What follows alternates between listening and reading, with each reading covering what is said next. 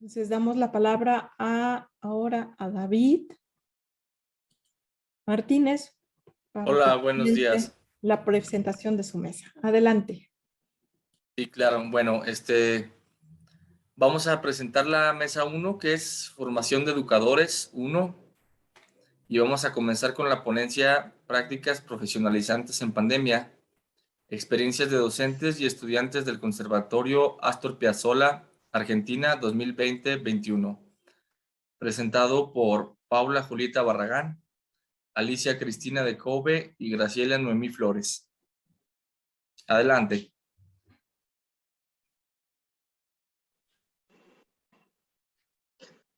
Hola, buenas tardes o buenos días. Hola, ¿qué tal? Muy buenos días. Un Mucho placer gusto. estar aquí. Buenos días. Buenos días. No sé Bueno, si tenemos que nosotras compartir el material o David lo presentas vos. ¿Quieren? Yo se los comparto. Un momento. Gracias. Bueno, mientras tanto aprovechamos para ir avanzando en la temática, si te parece, David. Sí, adelante. Bueno, nuestra investigación es producto de una investigación marco que está realizando hace varios años sobre la construcción de las prácticas profesionalizantes de las estudiantes del Conservatorio Astor Piazzolla que finalizan su recorrido obteniendo la titulación de profesores o profesoras superiores de música, con las orientaciones, instrumento, música de cámara, producción musical artística, composición con medios mixtos, y creo que no me olvido ninguna. De esa investigación macro, durante la pandemia, surgió la necesidad de abrir otra investigación vinculada. Si podés poner la segunda imagen, gracias. Que fue esta, las experiencias de docentes y estudiantes durante la pandemia. En Argentina se dio durante un año, durante el 2020, un aislamiento preventivo obligatorio que hizo que nosotros, como institución educadora, brindáramos la formación a través de clases virtuales. Sincrónicas y asincrónicas. Esa virtualidad no solo duró durante el 2020, sino que se prolongó durante el 2021. No se dieron clases presenciales hasta entrados octubre, más o menos del 2021. Por lo tanto, tuvimos un año y medio, casi dos, de prácticas virtuales.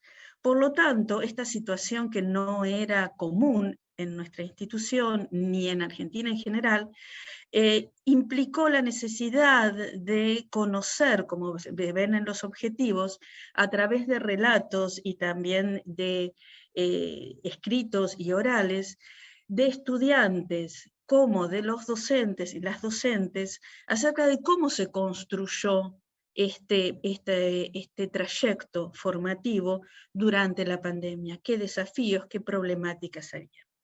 Por lo tanto, allí ven los objetivos que uno de ellos era conocer los relatos de estudiantes, las estudiantes, de las prácticas con respecto a esto, y también del equipo docente acerca de las decisiones y acciones llevadas adelante. En la imagen siguiente, gracias. A ver, la imagen siguiente. Perfecto. Acercamos un breve marco teórico que, bueno, Paula les va a ir comentando. Bueno, hola, mucho gusto. Sí, nuestro marco teórico estuvo enfocado en diversas autoras y autores que nosotras ya veníamos articulando con estos textos, y lo hicimos especialmente en esta ocasión con la mirada puesta en las particularidades que se dieron al momento de transitar las prácticas profesionalizantes de estos estudiantes y estas estudiantes en la modalidad pandemia. Nos interesó rescatar las voces de las docentes en particular. Nosotros somos un equipo de docentes de las prácticas pedagógicas, porque consideramos que, y vinculándolo con Migueles, nuestra tarea como enseñantes es ampliar los horizontes para comprender y actuar en situaciones inéditas, que esta fue claramente una de ellas. Sabiendo que la práctica educativa, si bien condensa discursos y enunciados disciplinares, se desmarca de ellos y se recrea en esa relación que hay en los sujetos, los saberes y las instituciones educativas. Luego, por otro lado, también recuperamos las palabras de docentes y estudiantes, porque consideramos muy relevante, y aquí abro cita de Patiño, Garzón y Rojas Betancourt, porque muchas son las miradas que se cruzan en los espacios académicos y cada una permite intuir ideas de mundo propias, construcciones, representaciones, concepciones y creencias. Disculpen,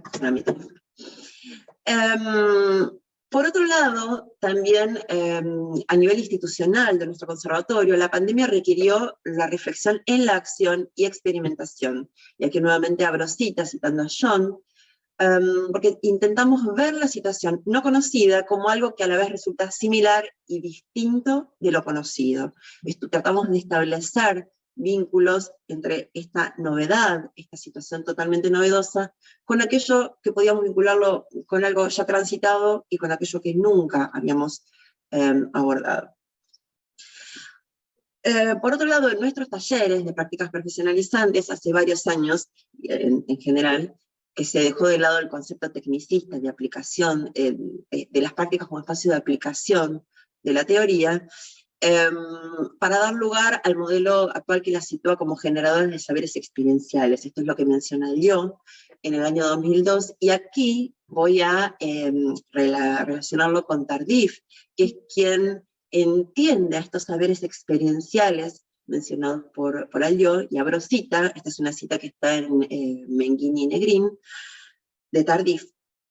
Aquellos saberes experienciales como aquellos saberes actualizados, adquiridos y necesarios en el ámbito de la práctica de la profesión y que no provienen de las instituciones de formación ni de los currículos. Estos saberes están formados por otros, estos saberes disciplinarios, de las ciencias de la educación, curriculares, pero traducidos, pulidos y sometidos a las certezas construidas en la práctica y en la experiencia. Y por último, también consideramos imprescindible sintetizar estos saberes adquiridos dentro de los talleres de prácticas a lo largo de toda la formación, como un espacio de síntesis de los saberes adquiridos en los demás espacios. Ahora sí, va a continuar mi compañera, la profesora Flores. Gracias, Paula. Bueno, le pido a David que vayamos a la siguiente imagen entonces, donde les vamos a comentar un poquitito acerca de la metodología de trabajo, la metodología en línea con los objetivos que nos hemos propuesto, que tienen que ver con recuperar las voces, ¿no?, de quienes transitamos este proceso de enseñanza en modalidad virtual, en contexto disruptivo de pandemia, en línea con recuperar voces de docentes y estudiantes que hemos compartido esta experiencia. Trabajamos para la recolección de datos con dos instrumentos. Por una parte, un protocolo de encuesta semiestructurada. Esta encuesta la respondieron los y las estudiantes que estuvieron cursando talleres de prácticas de la enseñanza de segundo y tercer año de las carreras de profesorado que ofrece el conservatorio. Como les comentó Alicia en un comienzo, esta investigación se inserta en una investigación comenzada en el año 2019 en contexto de presencialidad. Así que para lo que fue el contexto de pandemia, nosotras sumamos una pregunta a esta encuesta semiestructurada, en la cual invitamos a los y las estudiantes a explayarse libremente respecto a aspectos que ellos quisieran relevar o destacar de lo que fue la experiencia de cursar, de construir aprendizajes en este contexto tan singular. ¿Qué les pasó? ¿Qué sintieron? ¿Qué se pudo hacer? Y por otra parte, otro instrumento con el cual hemos relevado datos fue el registro escrito y narrativo realizado por las docentes como equipo de trabajo. Nosotras hemos tomado nota y registrado diálogos, reuniones, decisiones que hemos tomado a lo largo de este recorrido, como decía Paula, la reflexión en acción y la toma de decisiones para poder llevar adelante lo que fue la propuesta de enseñanza en estos 2 años, o como decía Alicia, año y medio, un poquitito más les diría, de desarrollar talleres de práctica en este contexto tan singular. Bien, para pasar a lo que fue el análisis de datos, trabajamos con sucesivas lecturas y relecturas del material obtenido, y de allí relevamos algunas dimensiones y conceptos claves por relevancia o por reiteración. Y les queremos compartir algunas citas textuales de lo que hemos relevado tanto de docentes como de estudiantes. Así que le pido a David que pasemos a la siguiente imagen, donde les vamos a compartir algunos dichos de las docentes que conformamos este equipo de trabajo. Por una parte, primer punto, aprendimos a desaprender mucho de lo que dábamos por sentado en nuestra tarea. Por ejemplo, esto de que la clase sucede en un aula como espacio físico donde nos encontramos, ¿verdad? Lo mismo lo que fue llevar adelante las propuestas de enseñanza de los y las estudiantes practicantes. Segundo punto, hicimos un curso intensivo de docentes en la virtualidad sin contar con saberes, estrategias, recursos del mundo virtual. Se evidenció la desigualdad en el acceso a recursos tecnológicos y conectividad imprescindibles para la situación de aislamiento.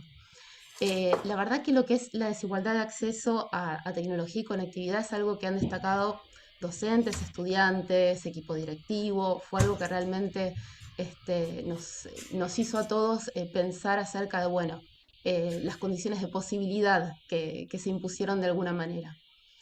Bien, tercer punto. Un gran desafío fue concientizar al estudiantado en el uso de las tecnologías y la elaboración de videos focalizándose en lo educativo, evitando convertirse solo en entretenedores musicales.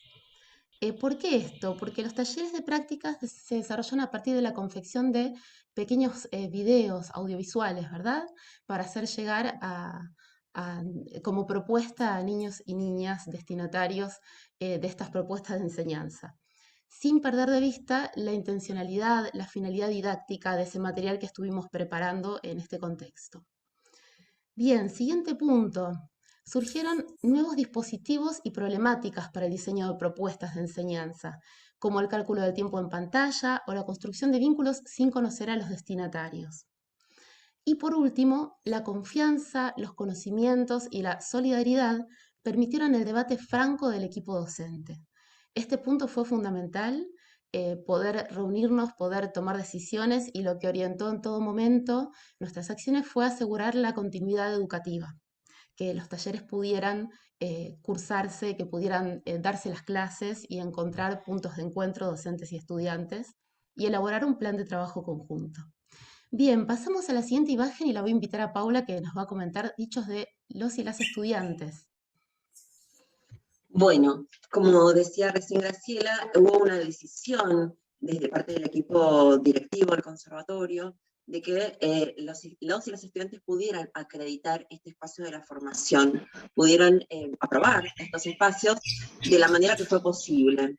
En este caso, los y las estudiantes dieron cuenta de una serie de cuestiones. Perdón, yo escucho un pajarito, no sé, y no es en mi casa. ¿Alguien está escuchándolo? Sí, yo también. No sé si es un micrófono abierto. Igual no interfiere con tu voz, no, se te escucha claramente. Muy bien, buenísimo. Bien, los y las estudiantes refirieron algunas cuestiones que nosotras consideramos muy relevantes para comunicar. En primer lugar, los beneficios de quedarse en casa. Nuestro conservatorio está ubicado en una parte muy central, muy céntrica de la ciudad de Buenos Aires, que es muy grande, y muchos estudiantes y muchas provienen de la ciudad de Buenos Aires y de la periferia también, con lo cual esto de poder realizar su cursada desde sus propias casas, claramente fue una economía en tiempo de traslado. Luego destacaron la heterogeneidad de propuestas áulicas. Comentaban, hubo materias súper organizadas desde un comienzo y otras donde prácticamente estudiábamos la materia como en condición de estudiantes libres, y eso no estuvo muy bueno. Es decir, que hubo espacios curriculares en los que rápidamente pudimos retomar el volante, el timón, y intentamos hacer algo, y en otros espacios curriculares se detuvieron esperando que prontamente se revirtiera la situación de pandemia, que no sucedió. Destacan también la cuestión del perfil docente. La profesora siempre con una sonrisa y la mejor energía, aclara las dudas y está disponible para ayudarnos y acompañarnos. Esto de la función docente de acompañar se vio reflejada en las respuestas. Los problemas de salud, de conectividad y de posesión de dispositivos, esto también es destacado por los y las estudiantes.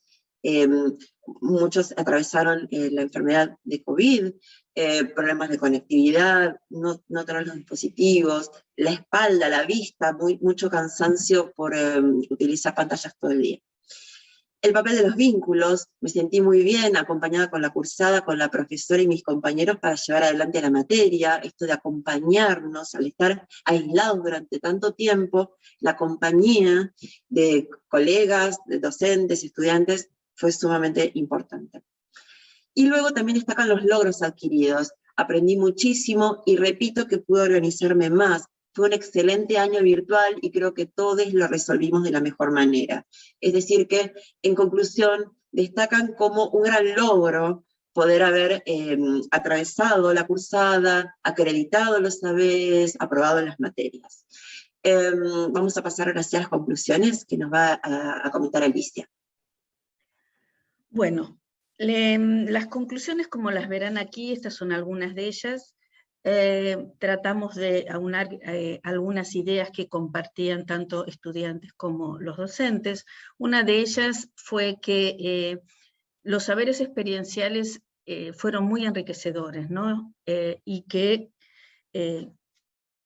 fueron significativos. Valoramos por el esfuerzo, yo creo que sobre todo por el esfuerzo, por la sorpresa, por la inquietud que implicó no saber qué iba a pasar, porque si bien teníamos muy claro que íbamos a seguir con las asignaturas, pero no sabíamos, nos enfrentábamos a una situación inesperada, inédita, y por lo tanto los logros alcanzados tienen mayor significatividad, ¿no? Y también así tuvo muchísima significatividad en la visión de las desigualdades. Hemos notado muchísimo estas desigualdades, sobre todo en la posesión de recursos tecnológicos y la conectividad. ¿Sí? Y otro aspecto negativo fue obviamente la falta de prácticas en territorio. Si bien se pudieron hacer las prácticas, no era lo mismo que hacerlo en territorio. Nosotras las docentes resaltamos muchísimo el valor de la reflexión en la acción. Fue sumamente importante porque nos sirvió de andamiaje para superar las situaciones. Funcionamos como un equipo, también con la dirección, en el que nos sostuvimos, reflexionamos, planteamos problemas y buscamos siempre superarlos de forma conjunta y respetando también las diferencias. También la pandemia nos mostró ciertos saberes de nuestros alumnos, como su manejo de todo lo digital, que deben ser, o consideramos que deben ser recuperados, y son recuperados en la actualidad, como saberes fundamentales también para incluirlos en la actualidad. Y otra cuestión que también actualmente se está dando es la de incluir algunas asignaturas semipresenciales o la virtualidad en algunos casos, ¿no? Dentro del plan de estudio ofertado por la institución.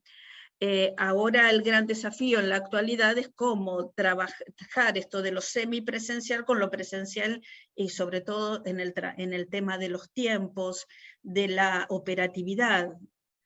Y el análisis realizado por los estudiantes y las estudiantes nos muestra de un nivel de profundidad, de detalle, que realmente nos muestra la construcción y el análisis, la evaluación que hacen las estudiantes, muestra la construcción de un futuro docente reflexivo.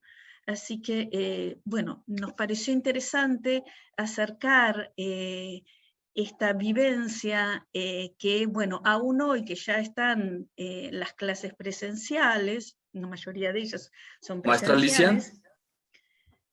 Maestra Alicia, nada más le informo que el tiempo se nos está terminando. Perfecto, gracias. Sí, de nada. Sí, no sé si gusta concluir brevemente. Muchas No, gracias era por la justamente atención. eso que decíamos.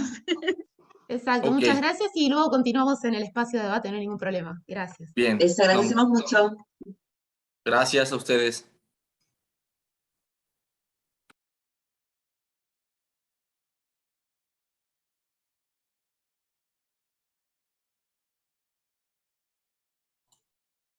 ¿Está lista la siguiente mesa?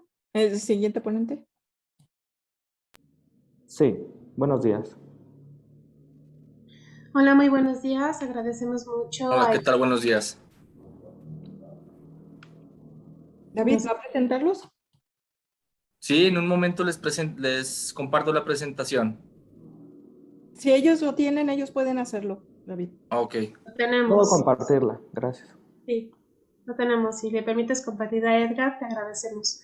El trabajo que vamos a presentar ahorita en este momento se titula La mirada del docente sobre la educación musical, un ejercicio reflexivo de la estrategia Aprende en Casa, que ha sido hecha en colaboración con el maestrante Edgar López Lara y mi posición como tutora del trabajo de investigación. Entonces, pues vamos a dar paso. Gracias. Edgar. Muchas gracias, maestra. Bueno, como comentaba la doctora Alma, esta ponencia se basa acerca de este estudio de la mirada del docente sobre la educación musical y lo que pasó durante el proceso de pandemia. Por ello, el planteamiento se basa desde lo ocurrido con la pandemia de COVID-19, de esta emergencia sanitaria que hizo que la cotidianidad de las personas transformara desde diferentes ámbitos, desde lo laboral, lo social y lo educativo, y en especial lo educativo. Al menos aquí en México, la Secretaría de Educación Pública y la Autoridad Federal de la Ciudad de México llegaron a un acuerdo de suspender las clases a partir del 23 de marzo al 7 de abril. En ese momento, pues nada más se marcaba un periodo determinado, pensando que era una solución, pero bueno, nosotros ya conocemos la historia y sabemos que esta situación se fue a casi 2 años, ¿no? Y bueno, el estudio lo que interesa es ver qué sucedió con el espacio curricular de educación artística, sobre todo una enseñanza musical en su vía remota, en específico a nivel primaria. Y bueno, el estudio pues, comienza con una contextualización que es ver cómo era la cotidianidad en el aula de los docentes y los estudiantes y otros actores educativos prepandemia, cómo se daban las interacciones, cómo se daba el proceso de enseñanza y de aprendizaje, y posterior cómo fue su traslado o cómo transitaron este proceso hacia una enseñanza remota de emergencia, que fue el proceso que en esta situación de emergencia sanitaria dio luz a los profesores para trasladar las actividades escolares hacia el entorno remoto. Y bueno, llegando aquí, pues tenemos una identificación de cómo se dieron los cambios de interacción, la forma en que los docentes están trabajando en línea y asimismo cómo permearon su práctica con herramientas, plataformas. Algunos docentes, si ya tenían este tipo de habilidades o conocimientos previos, o los fueron adquiriendo conforme se iba desarrollando su práctica en estos medios. Asimismo, el uso de medios de comunicación.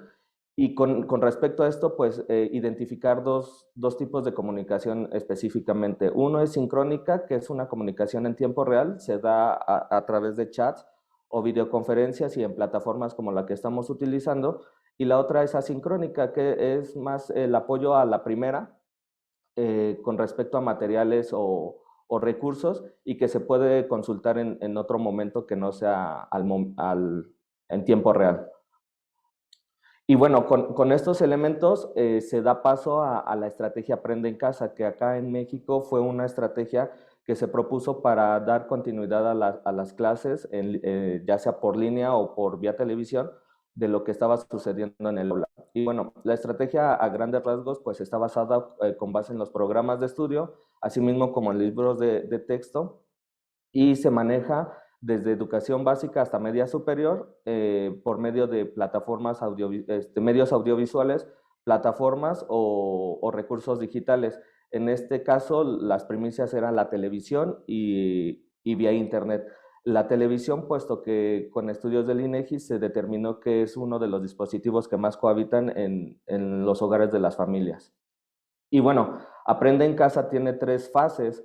La primera que va del 23 de marzo al primer periodo de cierre, pero bueno, se alargó al cierre del ciclo escolar 19-20 y en este momento solamente era opcional. Los docentes en este momento precisamente tenían la prioridad solamente de contactar a los padres de familia y establecer comunicaciones, líneas de trabajo. Entonces, por ello, Aprende en Casa meramente fue opcional y se consideraba como medio de comunicación el correo personal y algunos mensajes por medio de aplicaciones como WhatsApp. Cuando se alarga el periodo de encierro, se da entrada a Aprende en Casa 2, que va del ciclo escolar 2021, pero solamente el primer semestre. Pero aquí esta estrategia se convierte en eje rector, en donde los docentes se les propone que marchen en paralelo con esta estrategia para poder adecuar su práctica docente y que sea una compañía para lo que se esté dando de manera sincrónica con los estudiantes. Y bueno, aquí ya existe material determinado, existe una página de internet y bueno, la programación se contextualiza a México. Posterior a esto llega Aprende Casa 3, que es el cierre del ciclo escolar 2021, segundo semestre, y pues meramente es la continuación de Aprende en Casa 2 con la misma dinámica y es aquí justamente donde se propone este estudio. Centrando un poquito más este estudio, la intención era ver qué estaba pasando con educación artística justamente con esta estrategia y se logra identificar que en esta estrategia existe un espacio con un horario en la programación televisiva determinado según el ciclo escolar y según el nivel escolar, en este caso primaria. Se determina que están siguiendo el programa de estudios y que abordan las 4 disciplinas artísticas, en este caso música, danza, teatro y plástica, y que tienen una evaluación sistemática propuesta igual por la estrategia Aprende en Casa. Posterior, para centrar un poquito más el estudio, se intenta acercar a lo que es la educación musical y bueno, en el caso de la tercera fase de Aprende en Casa, se determina que es un espacio que sí lo lleva Aprende en Casa, sin embargo, está también a cargo otra institución que es Artes.Música y bueno, entonces aquí ya educación artística tiene 2 líneas, tanto lo que propone la estrategia y lo que propone Artes.Música.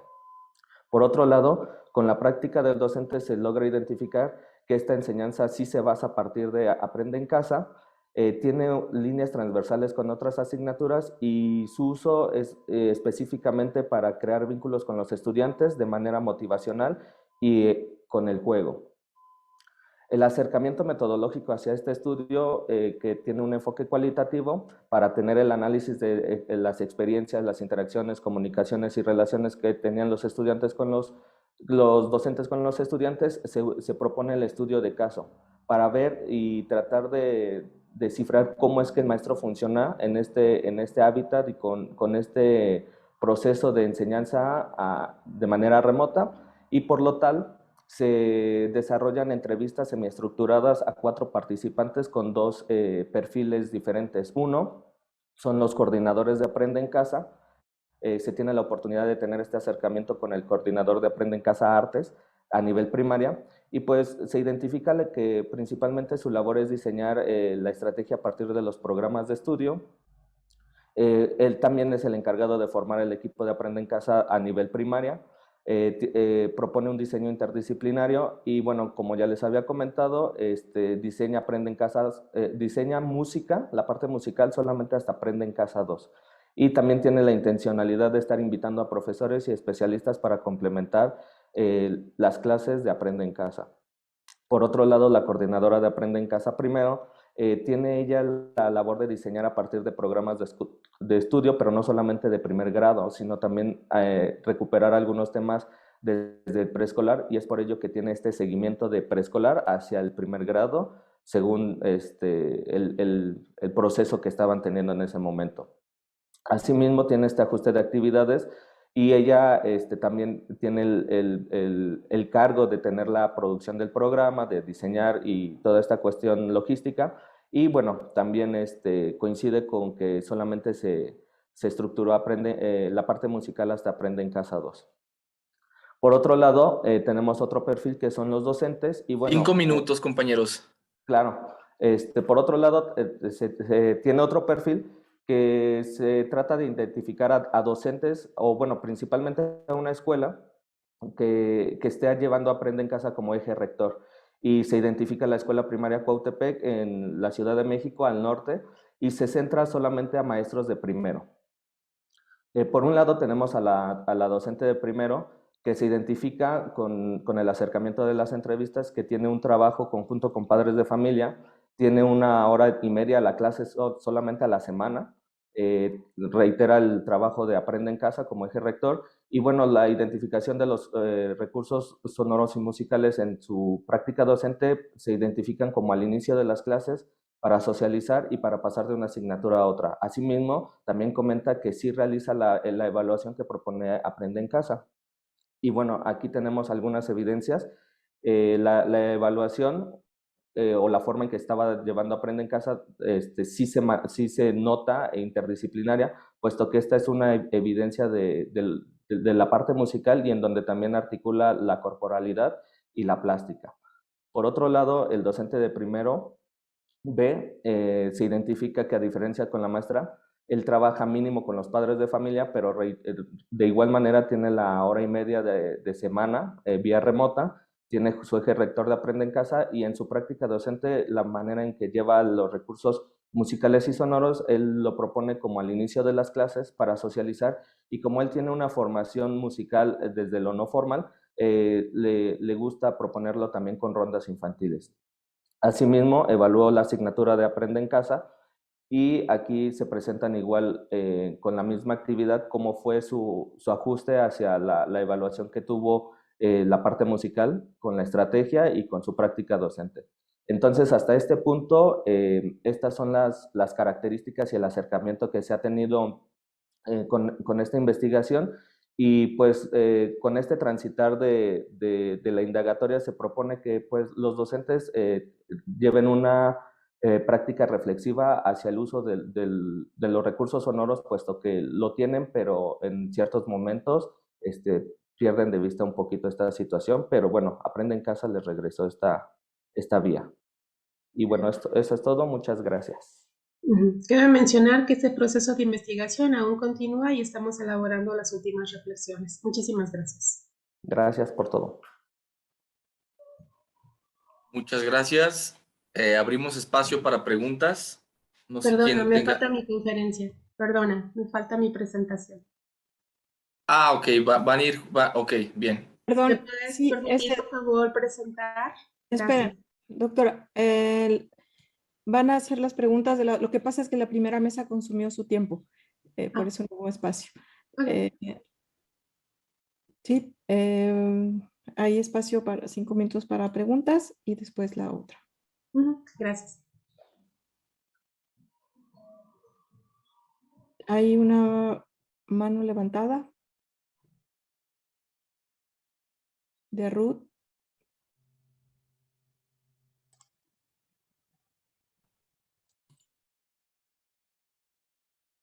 Parece que no.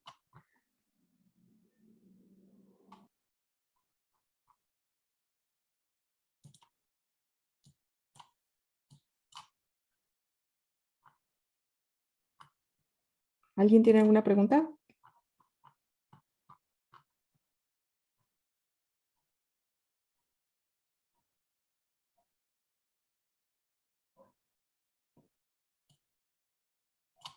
Bueno, entonces pasamos a la siguiente conferencia. Adelante, doctora Alma. Su micrófono, maestra. Tiene su micrófono apagado.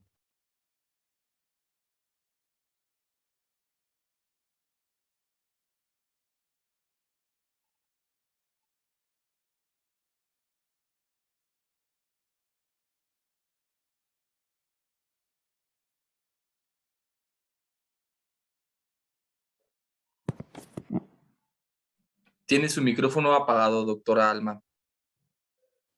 Perdón, ahora sí ya estamos bien. ¿Sí? ¿Me escuchan? Sí, ya estamos bien. Gracias.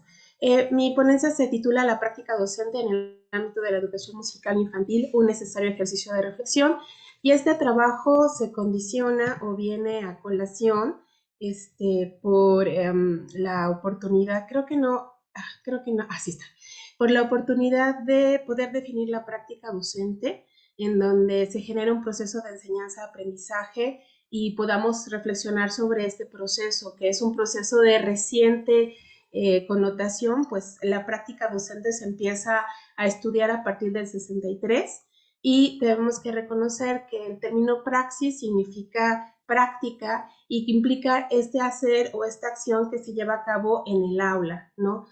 Según algunos estudiosos, Zavala lo refiere como esta justificación de los parámetros institucionales, organizativos o las tradiciones metodológicas que dan la posibilidad a los profesores de realizar sus acciones dentro del aula, ¿sí? Entonces, podemos definirla como las acciones que se construyen en estos escenarios educativos donde se lleva a cabo una serie de prácticas sociales. Aquí se encuentran diferentes grupos y, por supuesto, este espacio de práctica se realiza en una institución en donde se permite moldear el comportamiento.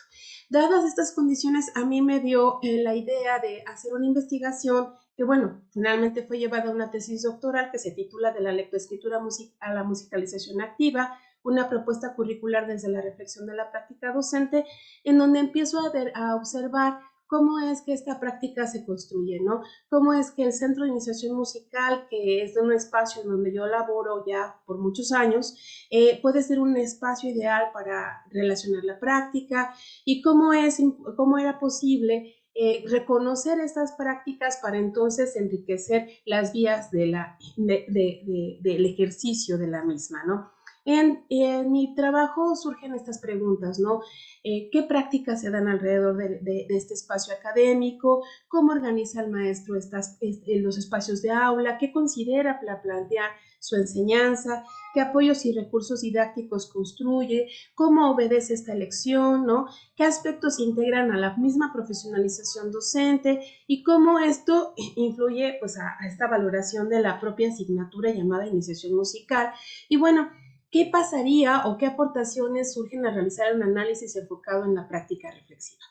Dando que me dieran dos objetivos generales. Pues la primera era definir y conocer esta práctica y eso me llevó a un siguiente objetivo que fue realizar una propuesta curricular en donde se integrara en lo mayor posible una práctica reflexiva. Por supuesto, los objetivos específicos tenían que abonar para definir la praxis y ver las diferencias de estas y luego observar cómo era posible enriquecer el quehacer y las funciones en el docente. Estas fueron algunas de las etapas que siguieron la investigación, que se dividió en dos fases, en donde la primera era comprender los constructos tanto de práctica docente como de iniciación musical y llevar a cabo finalmente un estudio de caso. Y esa fase me dio un paso a una segunda, donde se definen categorías, donde me dio posibilidad de realizar dos proyectos, uno que se llamó Proyecto Piloto de Piano, en función a la práctica reflexiva, y el segundo, el proyecto de iniciación temprana al instrumento. Dentro de los primeros constructos, yo tomo esta definición que da Zavala sobre la práctica, que es esta actividad dinámica que regula la intervención pedagógica que ocurre en distintos momentos interactivos en el aula, lo que me llevaba a entender en qué momentos se daban. Los momentos interactivos en el aula es el antes, el durante y el después.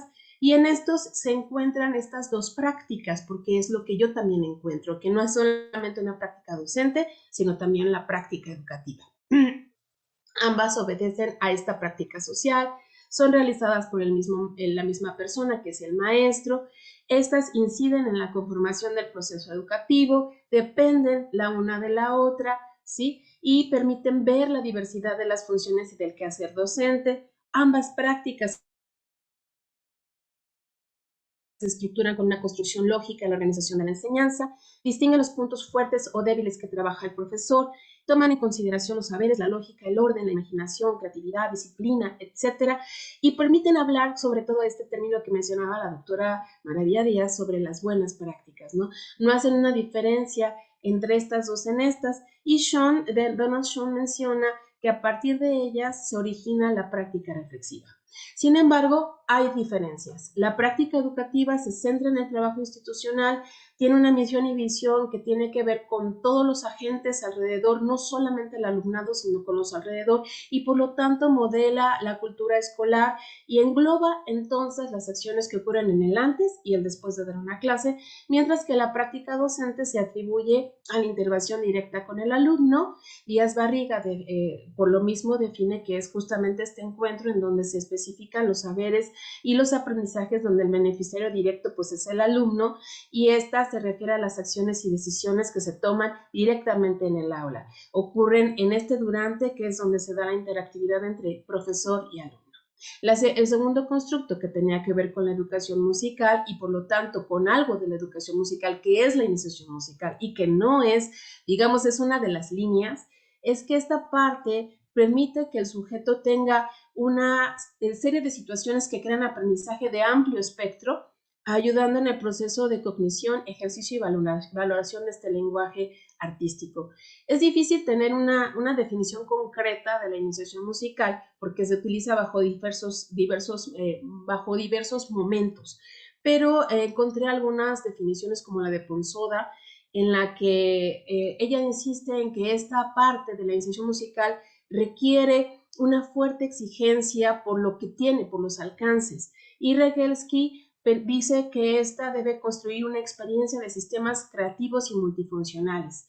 Algunos de los autores que hacen mucho énfasis en la educación musical infantil o en la iniciación musical es Hemti de Gainza, que insiste en que se debe valorar esta influencia en la formación personal y deben de tener algo que permita movilizar esto, y esto lo encontré en varios autores, que es la musicalización activa. Es decir, es la finalidad en que la persona establezca un vínculo muy positivo con el sonido y la música.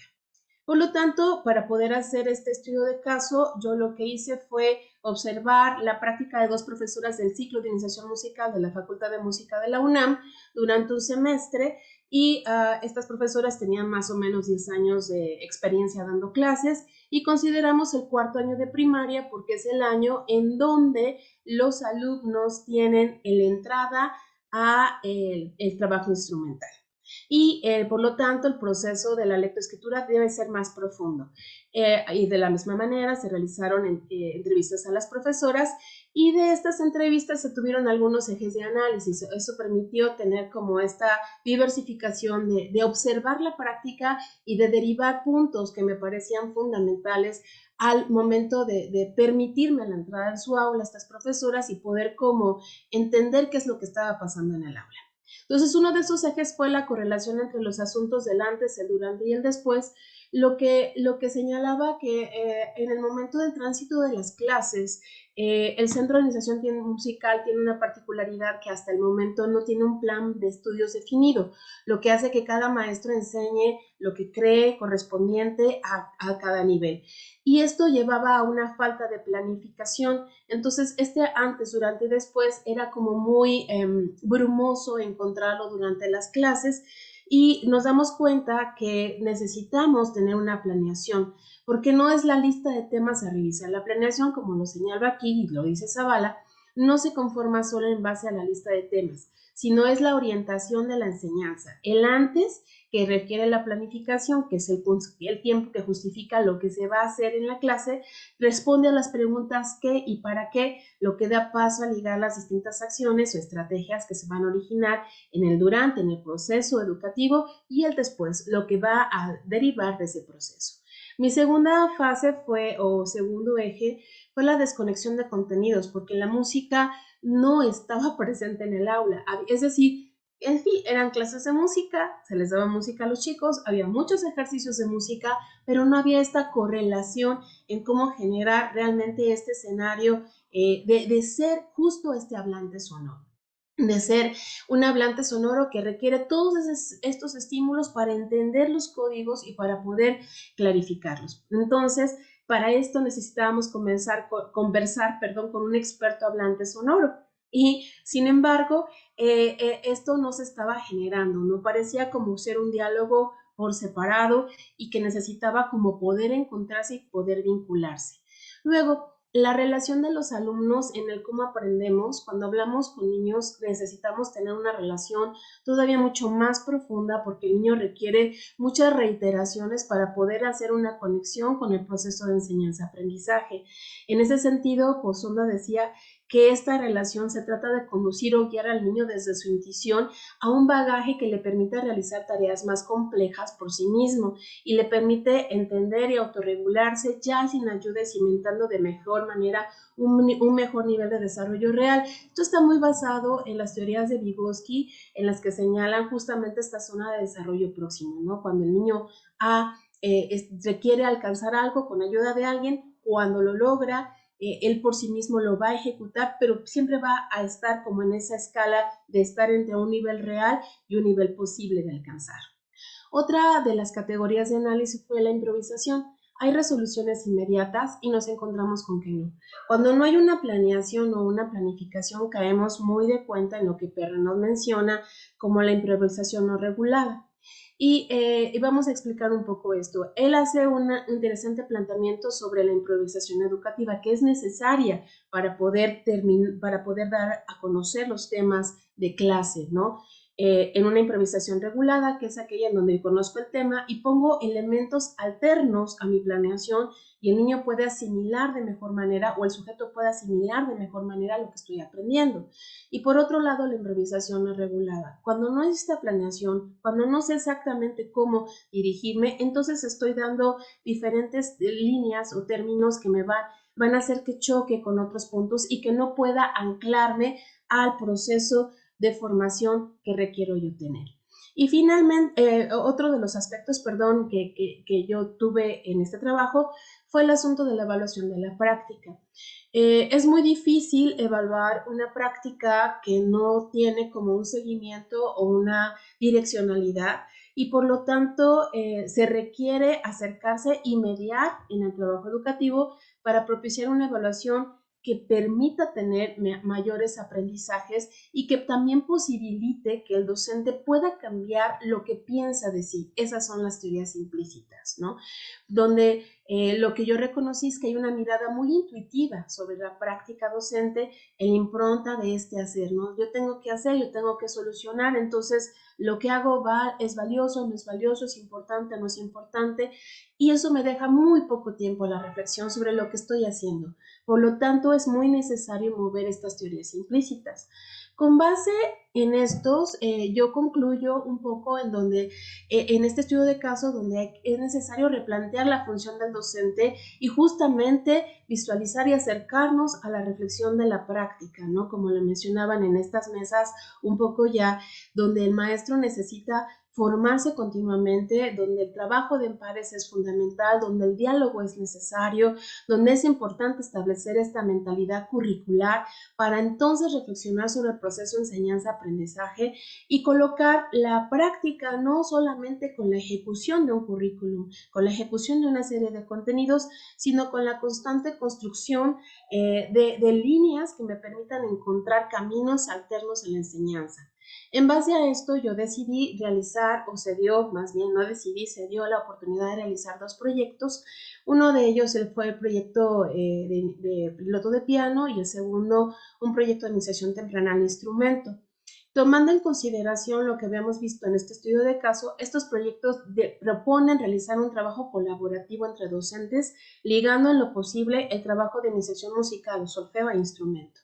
Consideramos puntos claves de la etnometodología y la investigación para llevarlo a cabo y se elabora con un grupo de profesores de instrumento y mi persona como profesor de lenguaje musical. Se atendieron a 18 niños, la primera parte obviamente eran maestros solamente de piano y la propuesta era tener un encuentro lo más natural posible entre el lenguaje y el instrumento.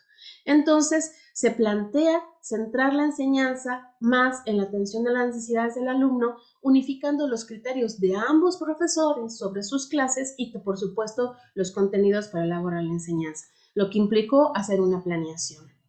¿Qué pasó? Bueno, este primer proyecto tuvo 3 años más o menos de trabajo, y estos 3 años nos permitieron replantear la iniciación musical, realizar un tránsito para unificar estos contenidos en la clase, evitando el trabajo memorístico y mecanicista, dando más paso a la vivencia en la alfabetización musical y a ligar la teoría de una manera mucho más directa hacia el instrumento, teniendo como consecuencia que el niño disfrutara mucho el hacer musical, que hubiera una mejor integración con el instrumento, una disposición y un entusiasmo muy amplio para la clase. 5 minutos, doctora. Nosotros tuvimos un creciente entusiasmo al compartir criterios de trabajo, diseñamos estas nuevas propuestas de evaluación, porque la evaluación jamás fue sumativa, no fue una evaluación al final, sino fue una evaluación continua y consensada entre los docentes, y por lo tanto tuvimos cambios y transformaciones alrededor de la práctica en distintos momentos del proceso. Esto nos permitió crear una comunidad de aprendizaje y presentar conciertos y actividades didácticas de estas propuestas, ¿no? La segunda fase, que equiparó el aunado de percusiones y violín como instrumentos, nos dio un cambio en el tránsito de la atención de alumnos, 12 alumnos, entre los 7 y 9 años, y esta experiencia fue más demandante porque requirió más adecuaciones, las generaciones cambian, por lo tanto las adecuaciones también fueron cambiantes. Entre los procesos más importantes a cambiar fue el trabajo colaborativo con otros instrumentos, ya no el piano, sino más. Entonces había que hacer más modificaciones. El esfuerzo de trabajo motriz con los niños, porque las nuevas generaciones tenían menos motricidad, eso fue muy significativo. Y entonces la idea de todo el proyecto se logró en esta segunda fase en partes. No fue tan posible ajustar en lo posible las implicaciones de la línea, ¿no? Esto, obviamente, estas dos puestas en escena de proyectos y el análisis del estudio de caso, pues pone en evidencia que la práctica docente es una acción en continuo avance, cambio y, por supuesto, transformación, donde es importante reconocer los lineamientos que conforman esta práctica reflexiva. Se habla mucho de que tenemos que reflexionar sobre la enseñanza, pero ¿qué reflexionar de la enseñanza? Pues justamente esta planeación, cómo lo llevamos a cabo, qué queremos hacer, hacia dónde queremos dirigirnos, cómo queremos tratar los procesos que vienen ligados en un currículum, ¿no? Entonces, esto, si lo hacemos, es posible cambiar la enseñanza, y este trabajo permitió hacer una devolución al estudio de caso, donde se observaban ciertas características de la práctica, pero que en la posibilidad de llevar a cabo inclusive algunas acciones que las maestras querían hacer, como el vincularse con el maestro de instrumento, como el conocer un poco más los puntos de devolución del niño, y en un ámbito muy interesante acercarse a los padres de familia también como esquemas, ¿no?, de apoyo para el trabajo educativo, fue muy interesante. Hubo un cambio, por supuesto, en las prácticas del maestro, en la función de integrar el objeto del trabajo musical de la enseñanza y tener un disfrute, no solo en los alumnos, sino también en los alumnos, ¿no? Fomentamos el trabajo colaborativo, se conocieron otros modelos de prácticas, ¿no?, con la finalidad de fortalecer la propia actuación y, por supuesto, reconocer estos elementos que integran y que nos llevan a una práctica reflexiva en la elaboración de una propuesta de trabajo, de un proyecto de trabajo que puede ser realizado. En este caso se realizó en un ciclo de iniciación musical, generando una comunidad de aprendizaje, pero puede ser llevado a cabo y replicado en otros espacios académicos, y por supuesto pues se requiere mucha revisión, elaboración y conocimiento de lo que estamos enseñando. Por su atención, muchísimas gracias. Gracias, doctora. Abrimos espacio para preguntas.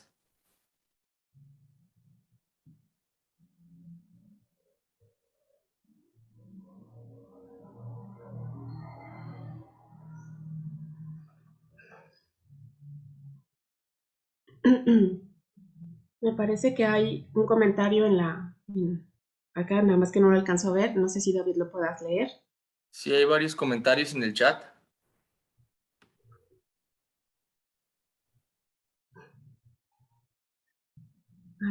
A ver, hay Dice, una pregunta. Adelante, David. Comenta doctor NAMME, dice, considero que hace falta una revisión del perfil de egreso del educador musical. He conocido docentes con esta especialidad que no son capaces de leer notas en clave de fa. Leen con dificultad en clave de sol y difícilmente pueden leer correctamente un ritmo simple y tocar un instrumento.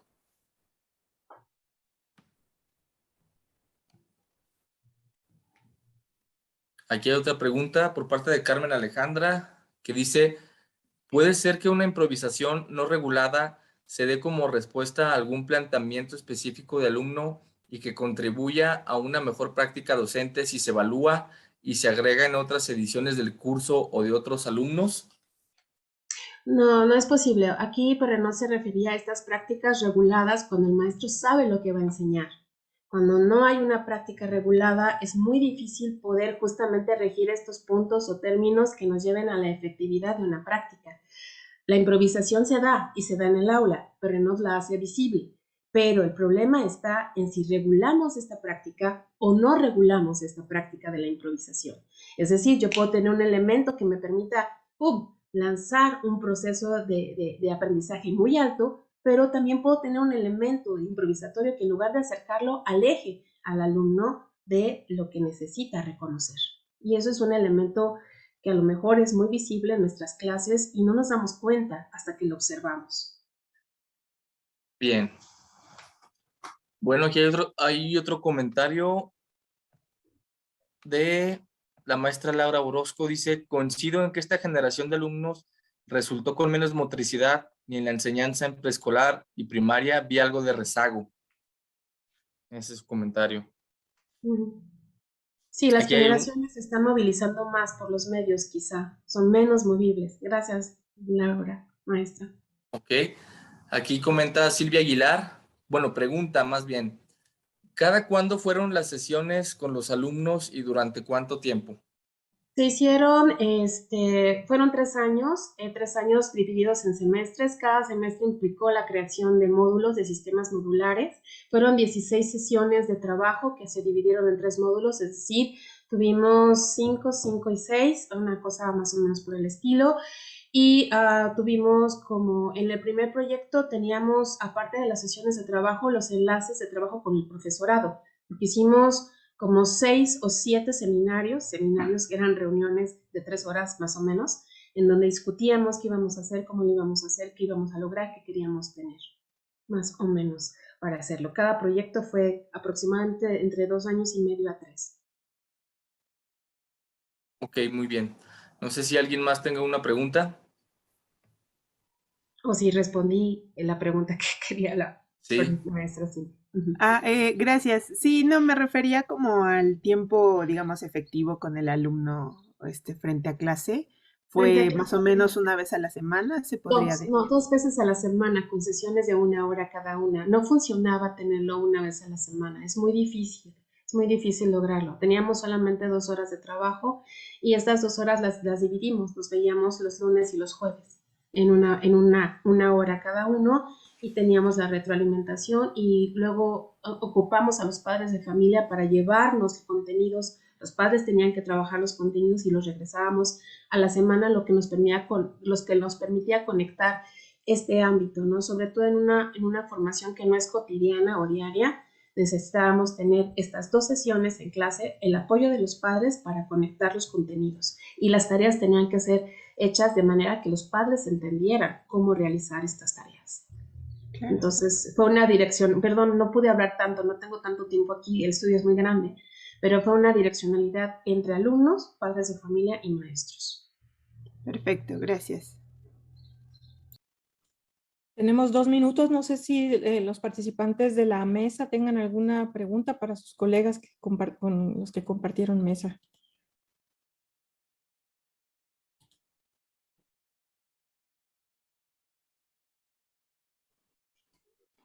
Hola, ¿qué tal? ¿Se me escucha?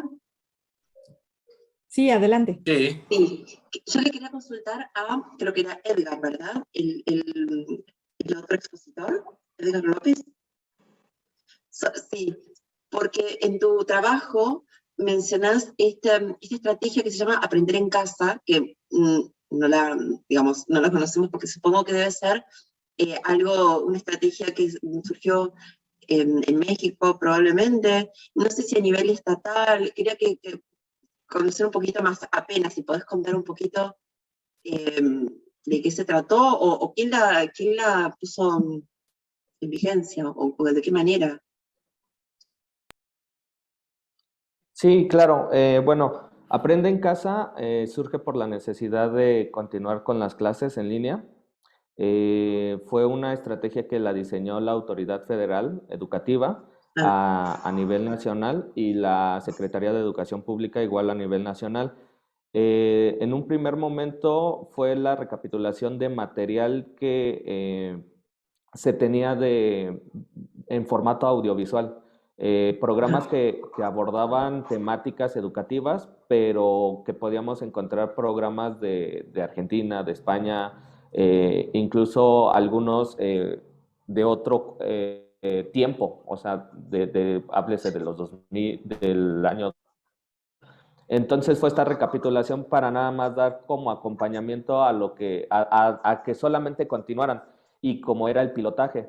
Posterior a esto, se convoca a docentes y especialistas a empezar a diseñar la programación de la estrategia. Era una estrategia que su principal foco era ser transmitida por televisión, independientemente de que si hubiera internet, televisión y radio.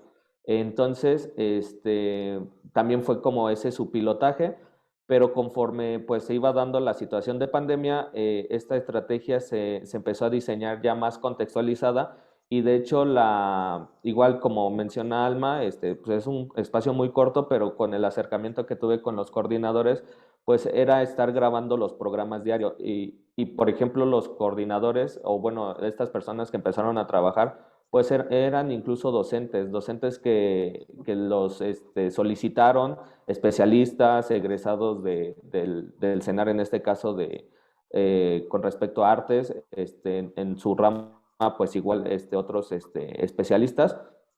Y así fue como empezaron a estructurar, pero digamos que la segunda parte ya se podría llamar la estrategia Aprende en Casa. La fase 1 era como el pilotaje. Y sí, totalmente.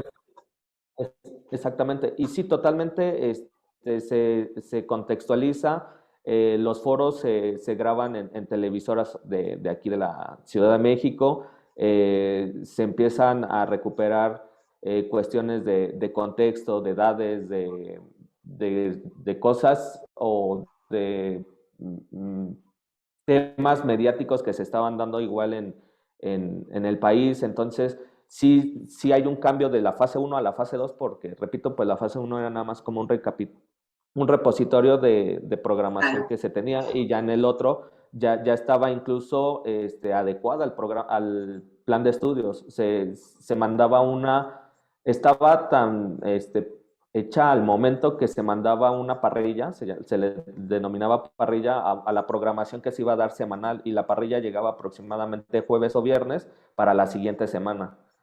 Entonces, así se estuvo dando. En vacaciones se recuperaban algunos programas en específico, pero así se estuvo trabajando durante todo ese año. Gracias. Lo cual, nada más para complementar la información, lo cual era una obligación del profesorado, porque algo que no se mencionó en la investigación de Edgar es que Edgar se refirió a los profesores en general, los generalistas, porque es muy difícil ver los especificados. Perdón que los interrumpa, estamos sobre el tiempo ya. Esa es la hora. Una disculpa. Vamos a pasar a la siguiente mesa. Está aquí el maestro David. Muchas gracias a todos y felicidades. Gracias, doctor. Gracias. Gracias.